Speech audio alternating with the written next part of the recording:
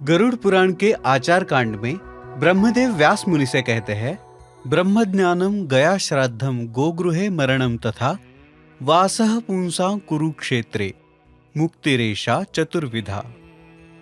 ब्रह्म ज्ञान, गया क्षेत्र में श्राद्ध, गौशाला में मृत्यु और कुरुक्षेत्र में निवास, ये चारों मुक्ति के साधन हैं।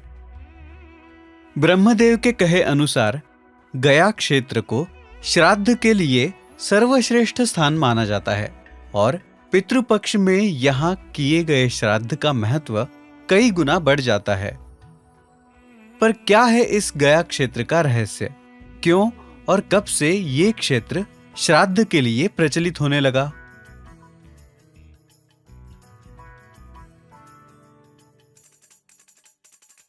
ब्रह्मदेव द्वारा इस सृष्टि की रचना होते वक्त गय नाम के असुर का भी निर्माण हुआ। वो एक अत्यंत वीर दानव था, परंतु वो असुरों जैसा दुष्ट कदापि नहीं था। वो देवताओं की आराधना करता था, फिर भी असुर कुल का होने के कारण वो स्वर्ग नहीं जा पाता। इसलिए वो कई अच्छे कार्य करने लगा। उसने सोचा कि पुण्य का कार्य करने से वो स्वर्ग जा सकेगा।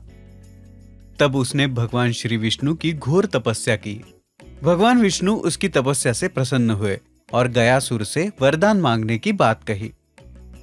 तब गयासुर ने कहा कि आपका यानी भगवान श्री विष्णु का मेरे शरीर में निवास हो। जो कोई मुझे देखे उसके पाप नष्ट हो जाए और उसे स्वर्ग गति प्राप्त हो। भगवान विष्णु ने उसे ये वरदान दे दिया। तब से कोई भी मनुष्य, दैत्य या राक्षस कठोर पाप करने के बाद भी गयासुर को देखकर पाप मुक्त हो जाता और अपने मृत्यु के बाद स्वर्ग के लायक हो जाता। यहां तक कि उसके इस वरदान को जानकर लोगों में क्रूरता बढ़ने लगी। वे और पाप करने लगे और गयासुर को देखकर पाप मुक्त होने लगे। इससे ब्रह्मदेव की सृष्टि का संतुलन हिलने लगा, जिसमें हर व्यक्ति के कर्मों के अनुसार उसे स्वर्ग या नरक में स्थान मिलता है। तब ब्रह्मदेव ने गयासुर से कहा कि तुम्हारा शरीर इतना पावन है कि मैं खुद तुम्हारे पीठ पर बैठकर अन्य देवताओं के साथ यज्ञ करूंगा। धार्मिक विचारों के गयासुर ने इस बात को पुण्य का काम समझा और उसका स्वीकार किया। ब्रह्मदेव ने सोचा था कि सारे देवता मिलकर उसे एक ही जगह पर रोक देंगे, जिससे संसार में फैले हुए पापी लोग उसे देख नहीं पाएंगे और सृष्टि का संतुलन बना रहेगा। ब्रह्मदेव गयासुर के शरीर पर बैठ गए और अन्य अनेक देवताओं के साथ यज्ञ करने लगे। सारे देवताओं का भार होते हुए भी गयासुर अचल नहीं हुआ और वो दुष्ट लोगों को पाप मुक्त कर पा रहा था। तब सारे देवताओं ने चिंतित होकर भगवान विष्णु से प्रार्थना की कि अगर वे खुद गयासुर के शरीर पर बैठ जाए तो वो अचल हो जाएगा और उसके कारण पाप मुक्त हो रहे मनुष्य, दानव अपने कर्मों का फल भुगतेंगे। तब भगवान विष्णु ने गयासुर के शरीर पर अपना पैर रख दिया और अपनी गदा के जोर से उसे अचल कर दिया। भगवान श्री विष्णु उसके शरीर पर गदाधर रूप में स्थित हो गए। उसके अच्छे उद्देश्य और पुण्य के काम को देखकर भगवान विष्णु ने कहा, गयासुर का शरीर पुण्य क्षेत्र बनकर रहेगा। इस गया क्षेत्र में जो कोई भक्ति, यज्ञ, स्नान, श्राद्ध अथवा पिंडदान करेगा, वो मृत्यु के बाद स्वर्गलोक या ब्रह्मलोक चला जाएगा।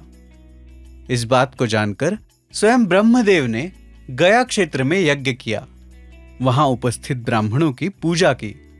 सृष्टि के निर्माता ब्रह्मदेव ने वहां पर रसवती यानी जल से परिपूर्ण महान नदी का निर्माण किया।